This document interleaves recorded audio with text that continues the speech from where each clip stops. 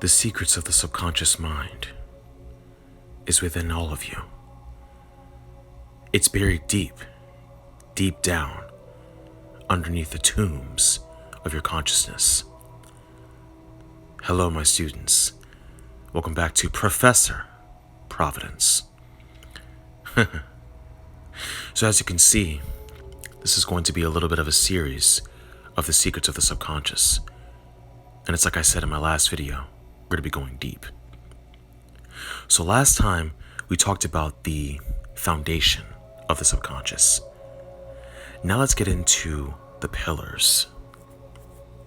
Now I know you all know what a pillar is. It's something that keeps it in place. Excuse me. So, one of the pillars of the subconscious to me is a river. Because the subconscious is very, very flowy. It's a very flow-like state of mind. It basically has all of your deepest parts of your consciousness inside of it. Like there are these little crystals along the river, and they glow every time you make a decision. That is what, to me, the subconscious is, the pillar of it. It's like a river. It's constantly flowing, and it does have a destination. It can lead to an ocean of consciousness. So whenever you go into this river, I want you all to think about something. What decisions do you make on a regular day basis that is affecting your life? Because every decision that you make, my students, is downloading inside your subconscious right now. For instance, if you decide to go for a drive at midnight, that decision is being downloaded into your subconscious. So your subconscious is going to present to you a crystal inside the river that has to do with driving at midnight. Or let's just say you decided to kiss your wife twice as opposed to not kissing your wife twice. That decision is being downloaded into the river.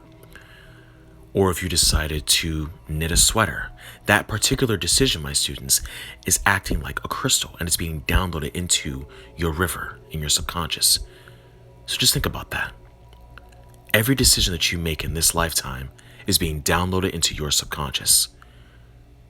Good decisions create a healthy subconscious, a healthy river. No bad elements, no pollution, just a clean river. Feel it with me, my students.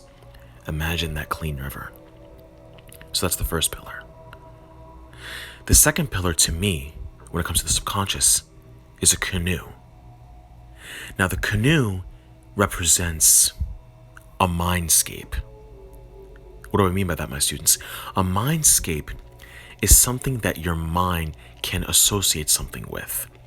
Because whenever you think of a river, you automatically think of a canoe, right?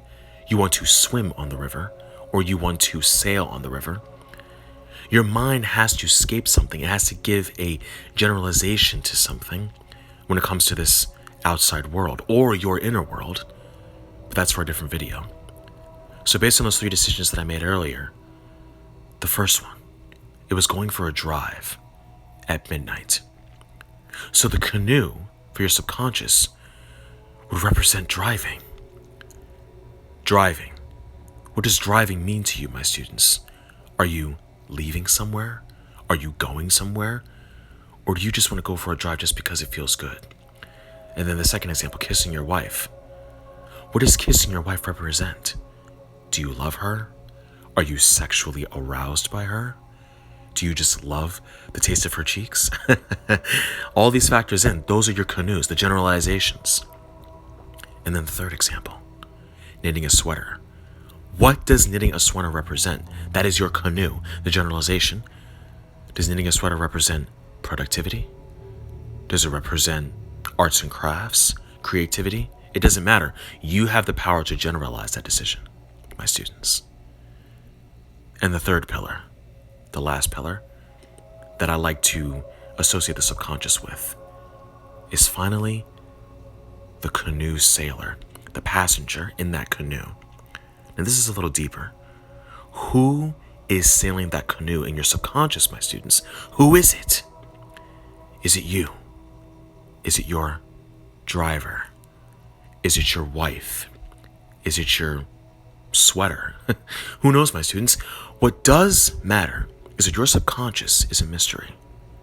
Now, these are just my associations with the subconscious, but my students out there, globally, around the globe, you have the power to associate your subconscious with different meanings. These are just quick examples. The pillars. So I inspire all of you today